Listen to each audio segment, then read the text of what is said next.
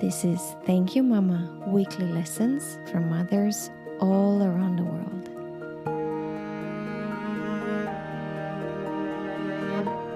Hello and welcome to Thank You Mama. My name is Anna Tider and my guest today is Anu Bhardwaj.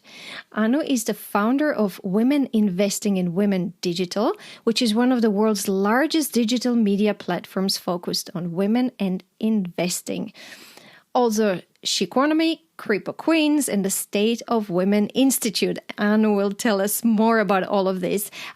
I just want to mention that I met Anu through her Amplifying Her Voice summits, where I was a speaker and met hundreds of amazing women and learned a ton of very interesting, inspiring, and empowering information about women in the world today.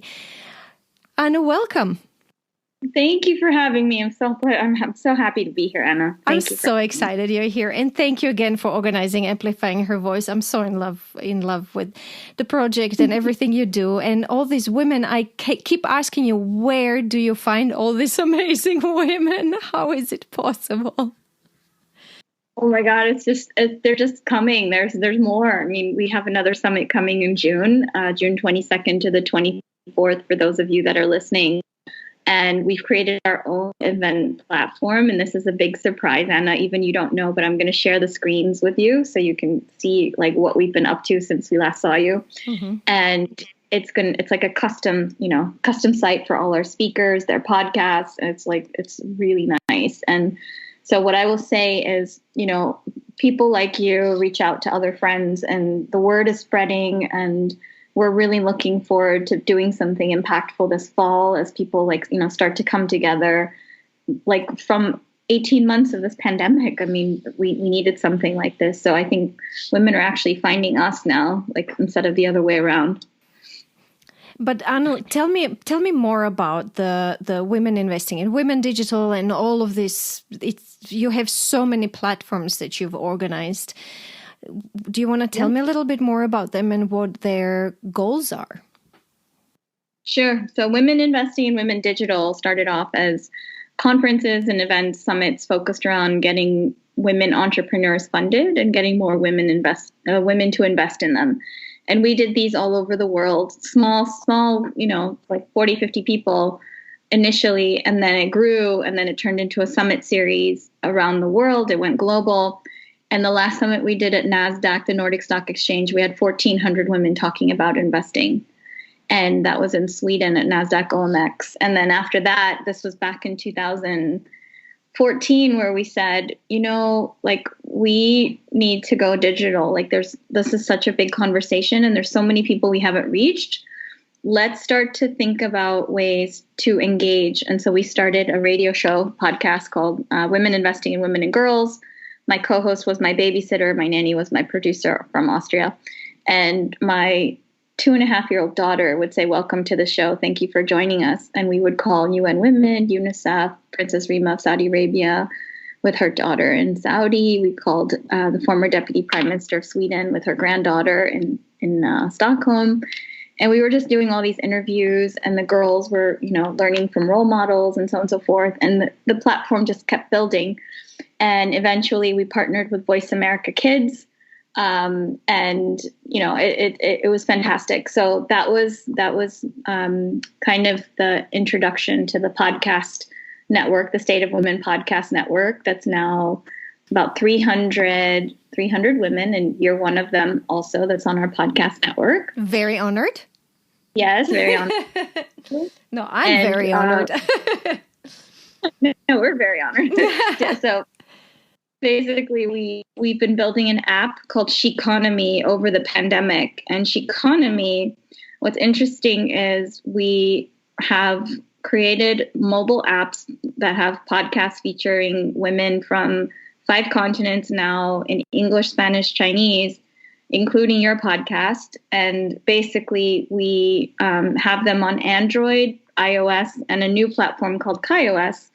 And KaiOS works on $20 mobile phones across Africa, Latin America, Asia, Middle East for women and girls who are living on $2 a day or less. So we just said, look, tech needs to work for them.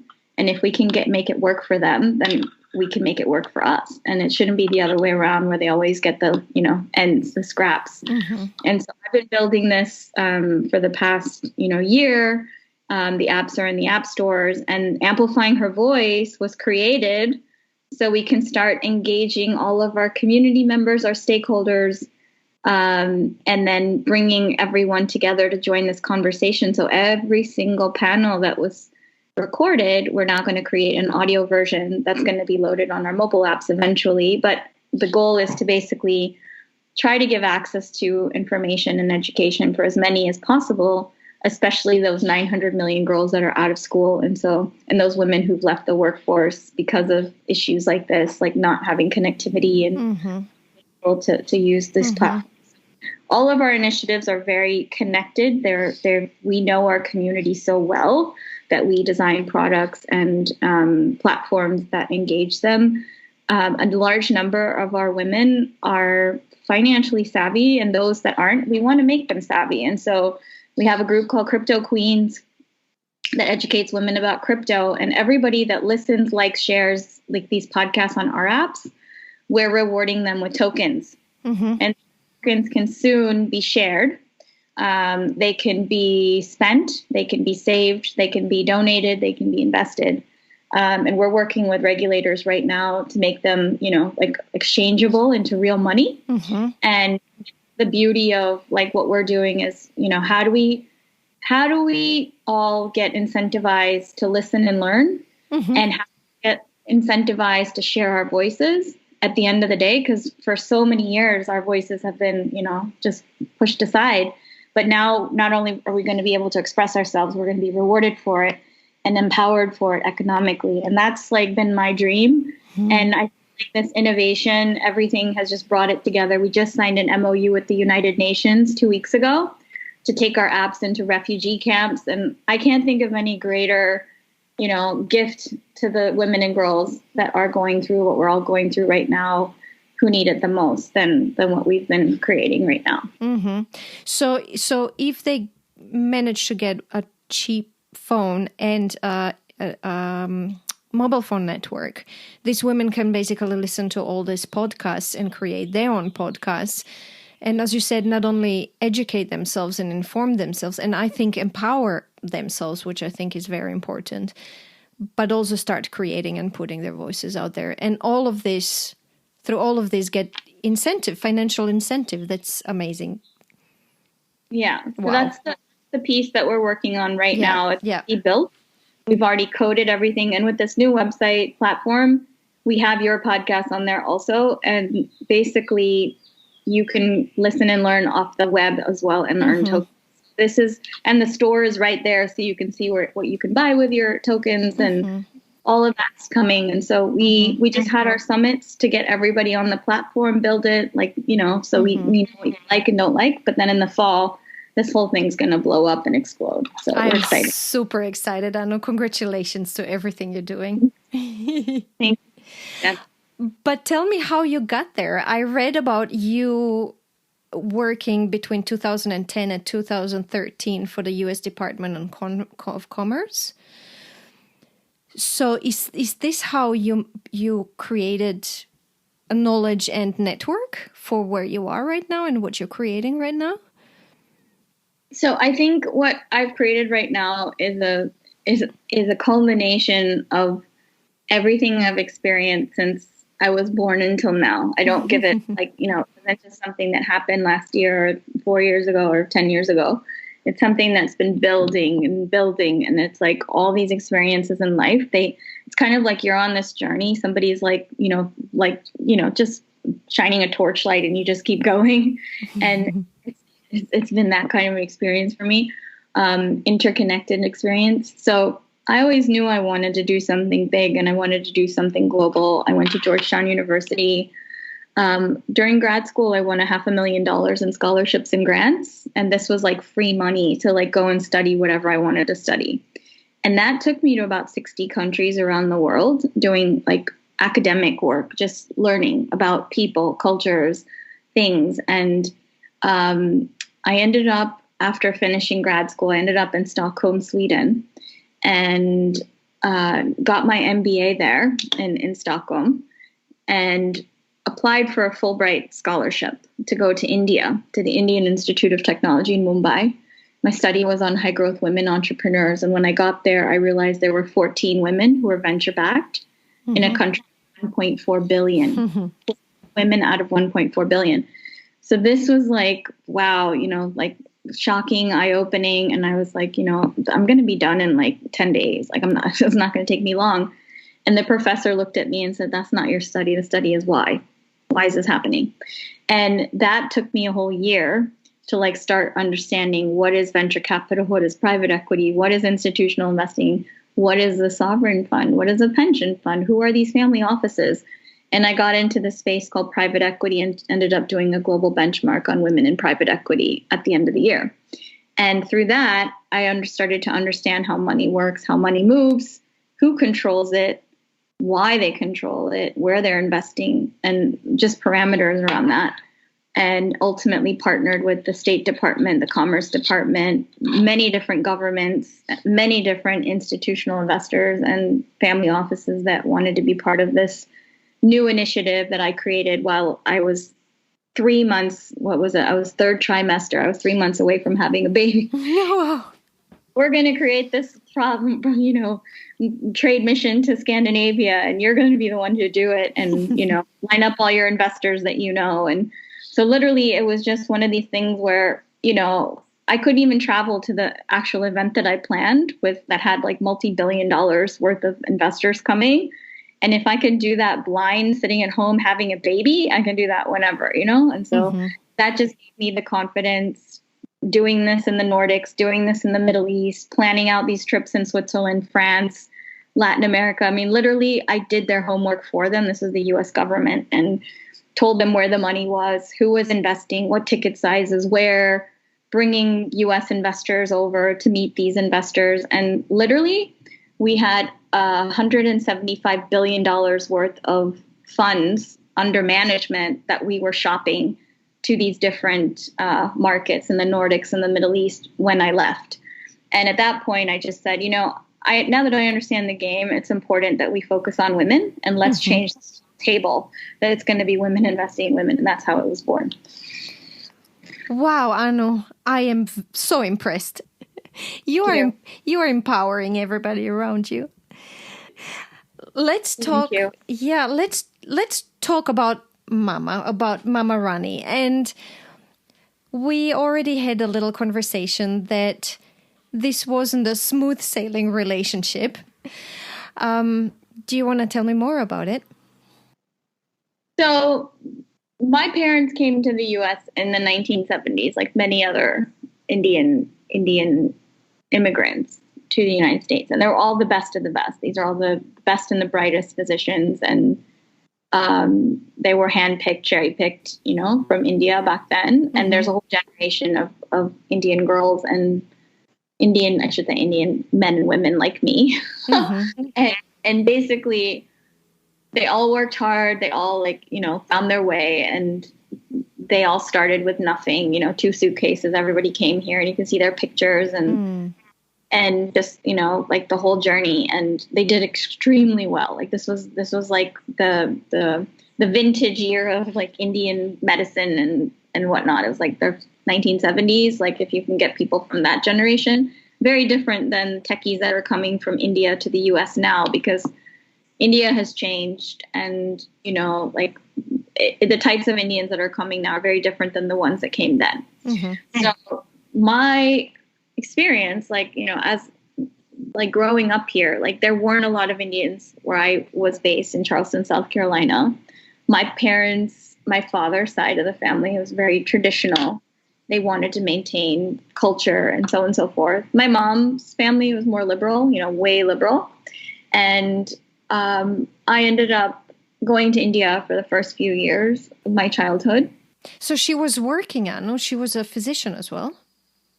No, my mom was supporting my father. Okay. So he was a physician.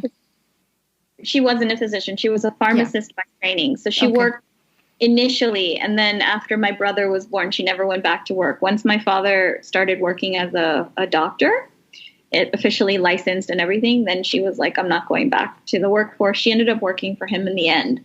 But time, she was like, becoming this traditional wife, and a traditional wife does whatever her husband wants her to do. And in their family, the women weren't working. They were all homemakers. And it wasn't like even a question per se. Like if you went to medical school and maybe you were a doctor, you would work if the money justified it. But like, I don't think she had that intention. I don't think she had that ambition. More like her goal in life was, I want to be an awesome doctor's wife, which I mean, great. A lot of people that want to be homemakers and, moms, full-time moms. But then, it's the way things played out. It was like, there wasn't like this big career, and there were only 2 kids. It wasn't like there were like 6 kids or 8 kids. There were only 2 kids. And so, that was my experience. Is like, I grew up with her mother for the first 2.5 years. In India. So you went back to India. They didn't go back to India. They sent me with my grandmother. So I left when I was 3 months old, and I didn't come back till the son was born, basically, until my little brother. And that was like probably like 2 years later, a little under 2 years. We're 2 years apart. But basically it gave them time to settle into the United States and figure out what they were doing. And again, they were on their own, like not a lot of backing, because again, you're in a foreign country and you're trying to figure this out. And I get it, because I lived in Sweden and I've lived all over the world and so on and so forth. But it was like the easy thing to do. Like my mom's family had 6 kids. She was one of six siblings, and my grandma was awesome with babies and kids. She just loves babies. So I was actually really privileged to have her for 2.5 years, and all the cousins, and like my mom's younger sister was there. And so that was great. And it was like being part of a big Indian family. But the shock was coming back to the United States, where you're with, these parents with a newborn, and who are these people? And it's no longer like this big family in India. It's very, very different. So it was like a big shock of like, where did everyone go and what happened and why am I here? And so there was that element of just trying to figure out who mom is at one point. And you said you went back and forth a few times. Yeah. So we did annual trips to India. Like, very, very close to my mom's family. Like every summer we would go and have these like 3-month, summer breaks where we would just like, it was all in like different cousins' houses. We would like rotate, like it was like the whole city. We were like in different people's houses, and really close to like my older sister, cousin. She also has the same name, Anu. And she was like my big sister always. I didn't know any different. And then, there were more cousins that came over time. Like my mom's younger brother had kids, and, like the aunties had kids and things like that. So a lot of cousins and friends and so on and so forth. So I grew up both in India and the US, and it was extended family. They say it takes a village to raise a child. It was like, literally I had like my mom's sisters and everybody that was just like role models, like people I looked up to, and just, it was great having everyone there. And then you go back to the US and it's, your nuclear family again. Family. Did you get used to it? And did you get to know your mom then with time? So I, like when I was probably like a toddler, when I came back from India, and then it became clear, like, yeah, these are my parents, this is my brother. Like, you start to acclimate, and but there's still this like, it's not the same as like those people. Like, they're very different. And my grandma's side, they're very liberal. They're like, just super loving, super, super kind, passionate. And I ended up going back every summer, and it was like this back and forth. And then when I was 10, I was just like, after one summer, we had the best summer. And I said, do you think I could just go live with them again? Please just go stay in India. Like, I'm not sure I want to stay here. And the thought was like, both my parents were like, fine, if you want to go, we'll let you stay with your grandparents. And that was a big decision. It was like, like a life-changing moment for me, Mm-hmm. because not knowing, because I had no idea what was on the other side, right? Mm-hmm. And I had just like become a woman at the time, and it was like I had no idea what I was in for, like growing, my growth spurred and like all these things, and it was just like in my mind I was like, I'm going to have a very easy time with my grandmother because she's like so patient, and just like the whole situation. I was going to live with my grandfather, who I was very close to, go to school there, learn language. I was so open, and I ended up learning 3 Indian languages while I lived in India. Culture, had dance, music, you name it, cousins. So on some levels, it was like my parents did not come back at that time with me. I went alone, but I had like this whole family, extended Mm-hmm. family. So there were positives and negatives. And, in retrospect, it's really made me the woman I am today to have that experience. Had I just stayed here, I would not be doing what I'm doing now, for sure. It made you very independent, I'm guessing, and open-minded to changes and to new situations and environments. Yeah. And also to like, it's this thing about resilience. People talk about resilience and tenacity and things like that. It's like, you can go through a situation like that, flip like the entire, like I went from a very comfortable life here in the US to like, what the hell happened? Who turned out the lights? Literally, I was like, but it's ultimately it was one of these things where you can't even describe it. You can't even mentally prepare yourself for what was going to happen. And it's like, culturally, I learned a lot about Islam. I learned about Muslims. I learned Urdu. Like I wasn't even planning on learning Urdu, but I was living in the old city in Hyderabad. And that was a shock to the system, because I went to study Telugu, which is, South Indian language, and maybe Hindi, but my parents had no idea I was like going to be this deep in. And I do business in the Middle East as a result now.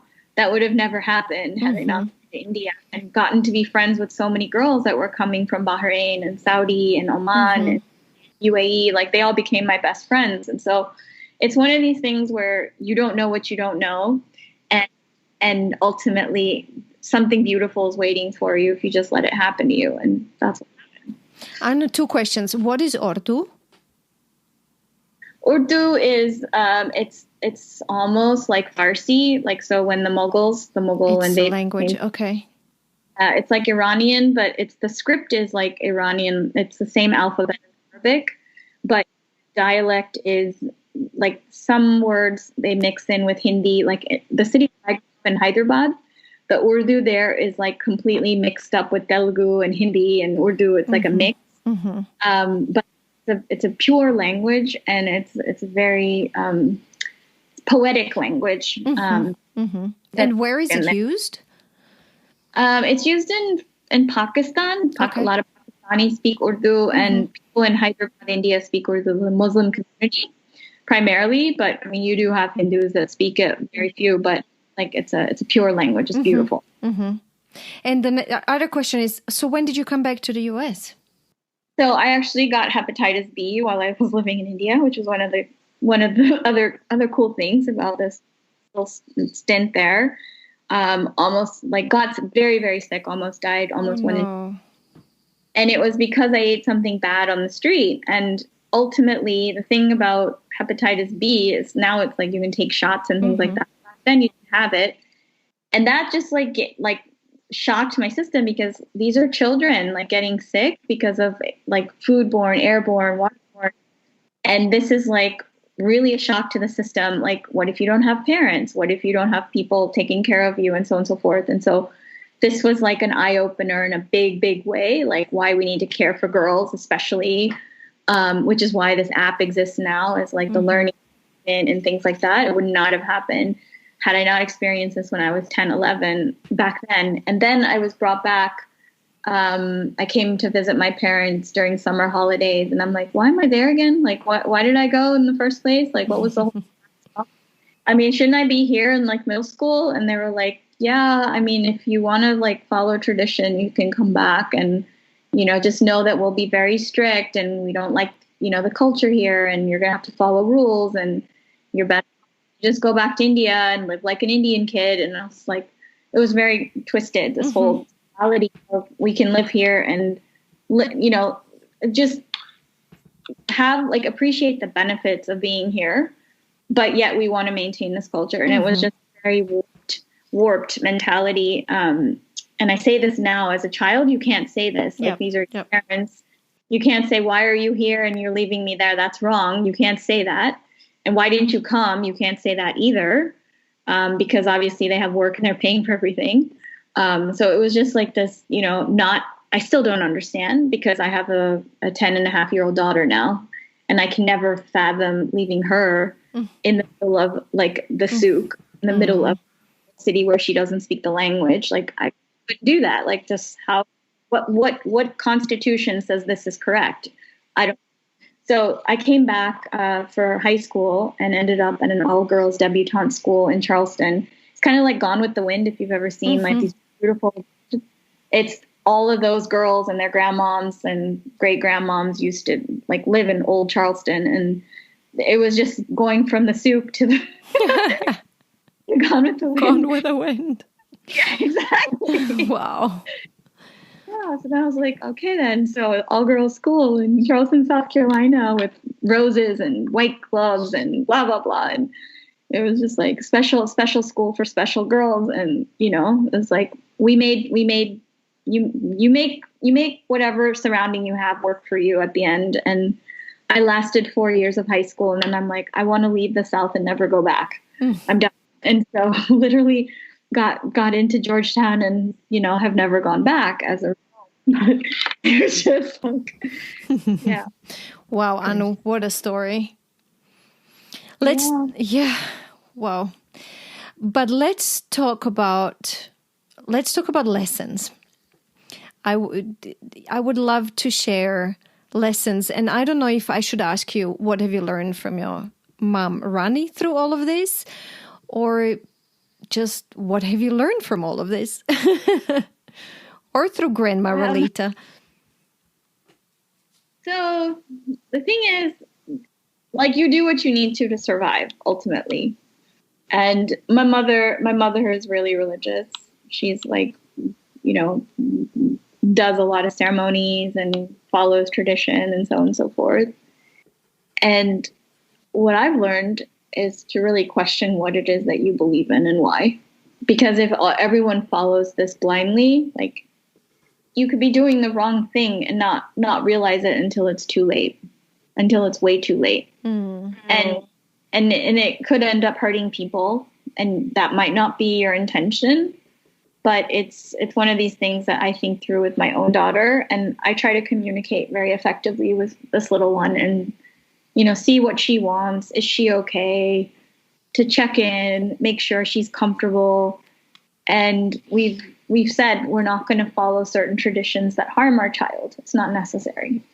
There are certain rules that it's like we live in a different generation, and there's being religious, and then there's being spiritual. There's being accepting of your tradition, but also like really thinking through, like, is it really hurting you or harming you at the end of the day? And what I really appreciate with my grandmother is her ability to love, be open-minded, to be so kind and generous, and to be so willing to step in as needed, right? And to give more than she had. She literally like took care of 14 grandchildren by recycling everything from the other. We had like older siblings and younger siblings, and she was always recycling something. And everybody had enough, but it was just, she was just so good and so resourceful. And just to be very empathetic of like other people's needs, and just making sure that everyone had enough, which I really love. And I try to do the same thing where I can. It's like people are in better situations than others. And so that's one of these things where you learn from example. And I think women do this really well, of like, supporting their families and their communities, especially the older generation. So I was really blessed to have a grandmother that could take me in when she did. Do you have other lessons that you'd like to share? Um, just in terms of open-mindedness, Mm-hmm. one of the teachers I had, and this was a friend's mother that, when I lived in Hyderabad, the woman that taught me Urdu, she was from the Nizam family. The Nizams were the ruling family, the Mughals. When they settled in Hyderabad, they had all the palaces, they had all the wealth. They were this incredible royal family, and many, many children and many, many grandchildren, and so on and so forth. And one of my best friends, his mother invited me into her home and said, look, you don't speak the language. You can't live in this society without learning the language. Your parents are 10,000 miles away. I'm going to educate you because this is about your safety at the end of the day. You're going to learn our culture. You're going to learn our traditions. You're going to learn our language. And it's as important as what you're learning, in school. And every day after school, I would go to this house and study with this woman, like for an hour or two, Urdu. And her name, she was Gairunisa, but she had 6 children, 6 boys and 2 girls, 8 children total. And they would call her Ammi Jan, which meant mother of my heart. And I would call her Ammi Jan because it was so generous and so loving and so kind that she would take me into her home every day, make a meal for me, sit me down, teach me Urdu, and to the point where I could read the newspaper and I could protect myself because I could read the street signs and I could communicate with my other friends in school and so on and so forth. And so, sometimes women who are not biologically related to you, who just know how to love and give, could actually be that person, that motherly figure. Even if they're not the same religion, you just have to be open-minded. And Hindus and Muslims have fought for years, and there's all kinds of religious issues and things in the city whenever there's a curfew. But to this day, when I step into a Muslim family or Muslim household, it's like they are part of my family because I had this other family that was so warm, generous, and giving. And it's always going to be like that for me. Mm-hmm. Wow. Let's talk about, before we recap, let's talk about something you wish you've learned when you were either from your mother or your grandmother, something important you learned by yourself. And I'm guessing you are teaching your daughter. I think it has a lot to do with just interacting with the world and just being very diplomatic. I'm a very straightforward person. I say how it is. And I still have challenges working on this. And that's just how I'm built and how I'm made. It's this element of just being more cautious and less open. I'm a super open person. And I think, my mom, she was like more or less like, again, she's very smart. Let's put it that way. She's super smart to be where she is and get to where she is from where she started. Very smart.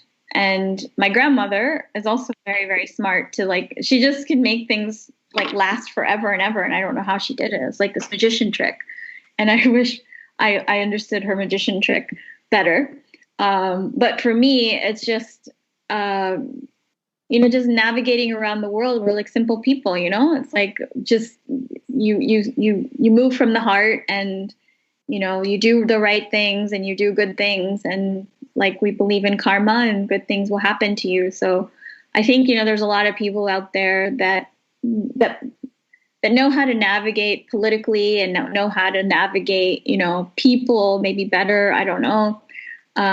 But for me, I'm a very super direct and open and, straight person that there's a trickiness involved in survival, I don't know if I'm saying this correctly, but, that's the only thing. And I don't know if they knew it themselves to be teaching it to me, but I wish they could have taught it to me. But it's this element of being a simple person, a humble person, and trying to make the world a better place. But this is, I'm guessing, this is a similar lesson to what I wish my mom taught me, and she was absolutely not able to because she wasn't like that. As you said, she was a very straightforward person, which I am two right now. When I was writing about it, I said manipulating. That sounds very, very negative. Yeah. So, and I've never found a better word, but I like being diplomatic and navigating people. Maybe we can say navigating people, but it's a skill. Yeah. It's a very important skill. Yeah, in life, which 100%. I really think you have to learn directly from watching it. And as women, I guess we watch our mothers do that and learn it, or don't. Men are far better at this. You know, there's like business, like men in business are really good at this. Like, I didn't say that. I said this. Yeah. You didn't like, what do you mean? What do you mean? You implied blah, blah, blah. You know, and at the time it's like, you can't protect yourself when there's psychologies that are not looking out for you or your best interest, but themselves in the end. It's like, this is the tricky part of, you know, like, just who made these people? Who raised these people? I don't know. But I definitely wasn't raised by one of them. I wasn't either. Anu, thank you so much for this. Do you have anything else to add before we recap? No, that's all. I mean, I think you covered it all. And, you know, I shared more than I would normally with many, many interviews and things like that. So thank you for giving me the opportunity. And what a pleasure. And let's recap for our listeners what we talked about. I wrote down as lessons. The most important and a big lesson is question what you believe in and why. Then I have lessons you learned from your grandma, which is being open-minded and generous and stepping in to help other people, giving more than you have, being resourceful and empathetic.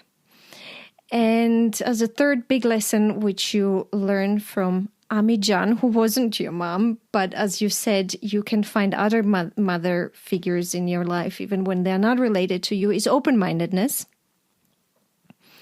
And something you didn't learn, but wish you have, just as I did, as we put it, is navigating other people. We found the right term for it.